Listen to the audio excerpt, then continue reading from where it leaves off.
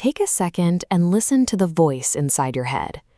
Now, ask yourself, who are you when that internal monologue stops entirely? Let go of your name. Drop your job title, your career history, and every label society uses to define where you fit in. Now, strip away the timeline.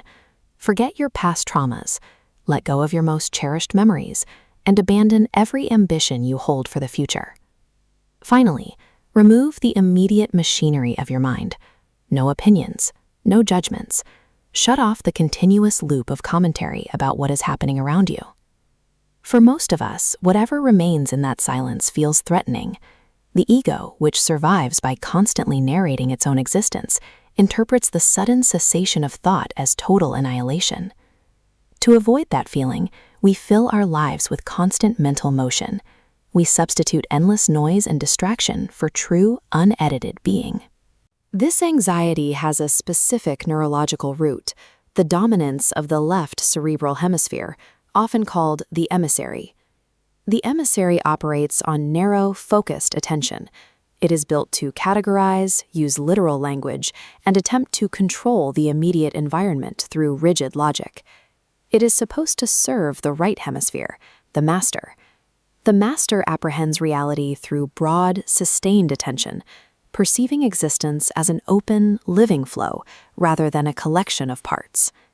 We currently live in a world designed almost exclusively for the emissary's narrow priorities: efficiency, utility, and categorization.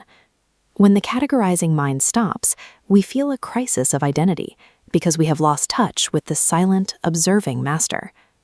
To navigate the right hemisphere's silence, we use the 0-1 framework.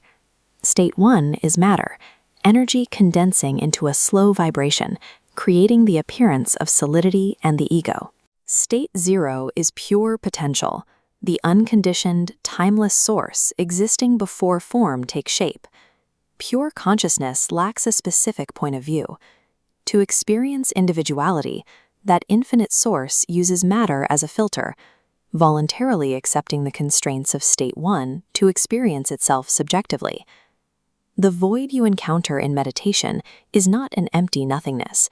It is the raw energy of State 0, the source from which every thought and physical form is born. The philosopher Alan Watts used this logic in practice. From this circular library, he taught students to see past the mental boxes of State 1. He was a jnana yogi, someone who used language to strip away assumptions. Watts believed that language and social labels are tools, not reality. When we treat a label as the truth, we become trapped by an intellectual cage. He often broke these cages with play. He once spent a walk speaking to a butterfly in pseudo-Japanese nonsense syllables, then erupted into a body-shaking belly laugh when the butterfly refused to land on his hand. For Watts, the collapse of a rigid identity was the punchline of a cosmic game.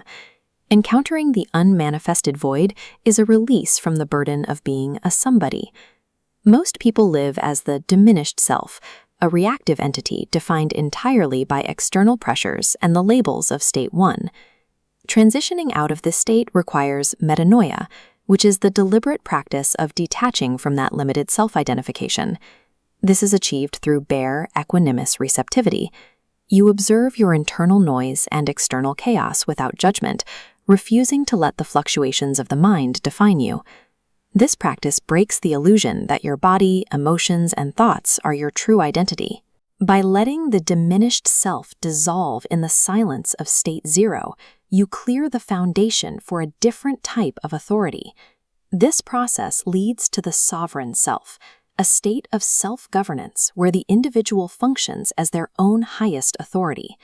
The sovereign self acts as a bridge. It takes the nonverbal intuition of State 0 and condenses it into practical, decisive action in State 1. Building intensity.